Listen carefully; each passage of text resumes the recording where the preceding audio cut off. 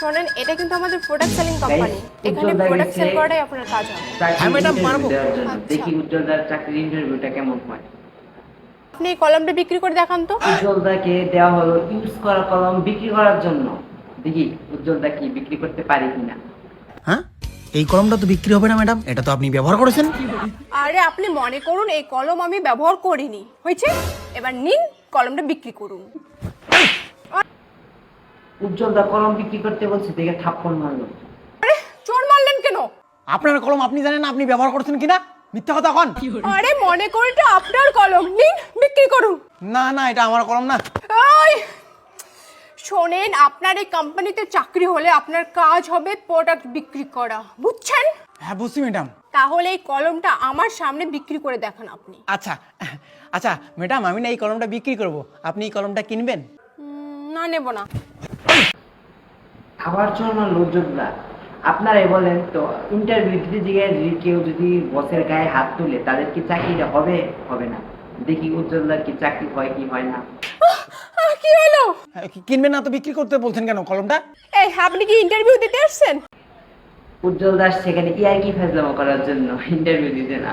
না না, ইন্টারভিউ দিতে আসি নাই, আমি তো এখানে নাল টিকে খেলাতে আসি। টিকা নাল, টিকা নাল। মানে মানে ম্যাডাম, যদি ইন্টারভিউ দিতে না আসি, এই যে ডকুমেন্টস নিয়ে এমনি আসবো, ইন্টারভিউ যেখানে আছে সেখানে এমনি আসবো, অবশ্যই আমি ইন্টারভিউ দিতে আসি। ঠিক বলেছো। তাহলে আপনাকে বারবার বলছি আপনি পেনটা সেল করে দেখান। তো এই কলমটার জন্য যত জ্বালা, বারবার কলম বিক্রি করো, কলম বিক্রি করো। গেট আউট, যান এখান থেকে আপনি। তাহলে আমার চাকরিটা হবে না ম্যাডাম? আপনি চাকরি করবেন না? আপনার মাথায় বুদ্ধি আছে? উজ্জ্বলদার মাথায় বুদ্ধি নাই, তাহলে কি মাথায় কি গোবর? ছেলেদের মাথায় কি গোবর ভরা? মাথায় তো চুল ম্যাডাম। এই দেখেন, আপনার মতো লোককে চাকরি দিলে আমার কোম্পানি চলবে না। উজ্জ্বলদাকে চাকরিতে নিলে নাকি কোম্পানি চলবে না, তো উজ্জ্বলদা প্ল্যান করলো যে চলার জন্য পিছনে গাড়ির চাকা লাগাই দিবে, যে গাড়ি যেমন চলে। দেখি কি করে। ও ম্যাডাম, এই কথা। তাহলে আমার কাছে একটা বুদ্ধি আছে ম্যাডাম, আপনার কোম্পানি চলার জন্য একটা বুদ্ধি আছে, ভালো বুদ্ধি। যেমন করে বাইক চলে না পিক আপে, এরকম করে সেরকম করে বাইকের একটা মেশিন আপনার কোম্পানির পিছনে লাগাই নিন, আর পিক আপ মারুন, কোম্পানি চলবে। সেই এই বল, তোর বাবার নাম কি? পুলিশে দেবো তোকে। বাবা না মিনা। তোর মা বাবা কোনো চাকরি করে? গাইস, আপনারা কথায় কথায় তো বলেন যে আমার বাড়ি মঙ্গল গ্রহে, যদি কখনো মঙ্গল গ্রহে যান অন্ততপক্ষে খাবারের একটা হোটেল পেয়ে যাবেন। উজ্জ্বলদার মা মঙ্গল গ্রহে হোটেল, খাবারের হোটেল আছে। হ্যাঁ, আমার বাবা মা চাকরি করে তো। মঙ্গল গ্রহ আছে না, মঙ্গল গ্রহতে ভাতের হোটেল খুলছে, ভাত 200 টাকা। মানে মানে মানে বাবা মা চাকরি করলে কি আমি চাকরির জন্য ইন্টারভিউ দিতে আসি? ও ভগবান, কি জ্বালায় পড়লাম। এই তোমার সিভিটা নিয়ে তুমি বাড়ি চলে যাও তো। হ্যাঁ ম্যাডাম, তুমি তো সিভিটা দেখাই না।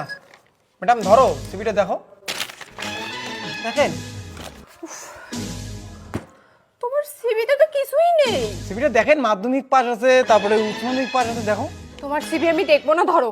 ইন্টারভিউ নিতে আসেন, সিভি দেখবেন না? তাহলে অন্য কিছু দেখবেন, আমার না দেখাতে পারবো না, অজ্ঞান হয়ে যাবেন। অন্য কিছু? অন্য কিছু কি দেখাবে? কি আছে ছেলেদের কাছে, কি থাকতে পারে? দেখি উজ্জ্বলদা কি দেখায়। দেখাতে পারবো না এখানে, বাড়ি যান আমাদের বেডরুমে।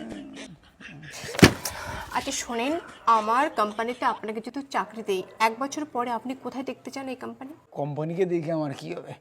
যদি আপনার ওই কোনো কোম্পানিতে ভালো সুন্দরী মেয়ে থাকে, আমার বেডরুমে পাঠায় দেন, সেখানে দেখতে চাই 1 বছরের মধ্যে, প্রতিদিন হলে প্রতিদিন। উজ্জ্বলদা কিন্তু বলছে যে কোম্পানির কোনো ভালো মেয়ে, মানে কোম্পানির বিষয়ে, লাভের বিষয়ে ডিসকাস করার জন্য একটা প্রাইভেট রুমে আর কি চাইছে, অন্য কোনো বিষয়ে না। আরে আপনাকে আমি বলতে চাচ্ছি আমাদের কোম্পানিকে আপনার তরফ থেকে কি দিতে পারবেন? ম্যাডাম এটা বলেন না, আমি কিছু দিতে পারবো না কোম্পানিকে, কারণ আমার নিজেরই 4-5টা ইএমআই বাকি আছে, বাজাজ ফাইন্যান্স থেকে প্রত্যেকদিন ফোন করে। আরে আপনার কাজ কিন্তু প্রোডাক্ট বিক্রি করা, আপনি পারবেন তো? হ্যাঁ ম্যাডাম, পারবো আমি প্রোডাক্ট বিক্রি করতে। তাহলে এই কলমটা বিক্রি করে দেখান না, এত কথা বলছেন কেন? ম্যাডাম একটু আগে তো আপনার কাছে কলম বিক্রি করতে চাইলাম, আপনি তো নিতে চাইলেন না। সো গাইস, ভিডিওটা কেউ সিরিয়াসলি নেবেন না, এটা শুধুই ছিল বিনোদনের জন্য একটু।